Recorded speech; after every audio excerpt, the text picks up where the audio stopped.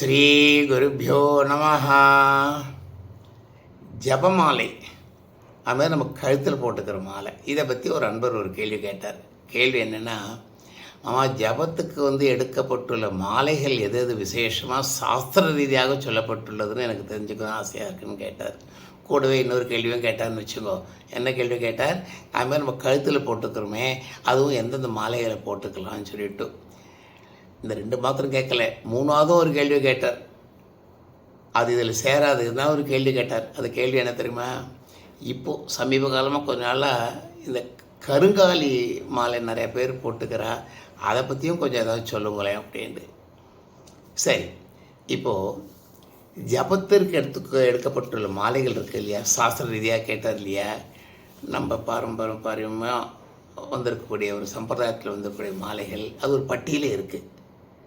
ஆமாம், இதெல்லாம் திரும்ப எடுக்கப்பட்டுள்ளது ஜபத்திற்கு. ருத்ராட்சம், அடுத்தது ஸ்பட்டிக மணி மாலை, துளசி மணி மாலை, சங்கு மணி மாலை, பவழமணி மாலை, முத்துமணி மாலை, தாமிர மணி மாலை, பொன்மணி மாலை, இவைகள் விசேஷமாக எடுக்கப்பட்டுள்ளது ஜபத்திற்கு.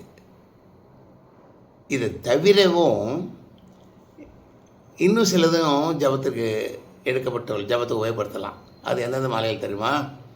தர்பை இருக்கு இல்லையா, அந்த தர்பை முடி அதனோட மாலையும் உபயோகப்படுத்தலாம். வேப்பங்கொட்டை மணியாலான மாலையும் உபயோகப்படுத்தலாம். வெள்ளி மணி, அதையும் ஜபத்துக்கு உபயோகப்படுத்தலாம். சரி, இப்போது நம்ம கழுத்தில் போட்டுக்கிறோம் இல்லையா, அந்த மாலைகள் எது மாலைகள் கழுத்தில் போட்டுக்கலாம்? கழுத்தில் போட்டுக்கிறதுக்கு அந்த பட்டியலில் பார்த்தோன்னா முதல்ல இருக்கிறது ருத்ராட்ச மாலை. ருத்ராட்ச மாலை விசேஷமாக எடுக்கப்பட்டுள்ளது கழுத்தில் போட்டுக்கிறதுக்கு. ஆம் நண்பர்களே, பலன்களும் அபாரம். சொல்லப்போனால் இந்த ருத்ராட்ச மாலை பற்றியே ஒரு தனி பதிவே போடலாம். பிறகு ஒரு சந்தர்ப்பத்தில் அதையும் பார்த்துடலாம். ருத்ராட்ச மாலை அவ்வளோ விசேஷமானது.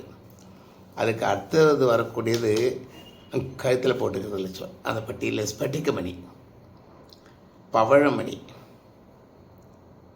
பொன்மணி, வெள்ளிமணி, இவைகள் விசேஷமாக எடுக்கப்பட்டுள்ளது கழுத்தில் போட்டுக்கிறதுக்கு. நண்பர்களே, இன்னொரு கேள்வியும் கேட்டார் இல்லையா, இந்த கருங்காலியை பற்றி. சொல்லப்போனால் எனக்கு அதை பற்றி ஐடியா இல்லை, அதுதான் உண்மை. கருங்காலி மாலையை கருங்காலி மாலையை உபயோகப்படுத்தலாமா, ஜபத்துக்கு உபயோகப்படுத்தலாமா, பெருசாக ஐடியா இல்லை. ஆனால் ஒரு விஷயம் உங்களுக்கு நான் பகிர்ந்துக்க முடியும் இந்த கருங்காலியை பற்றி.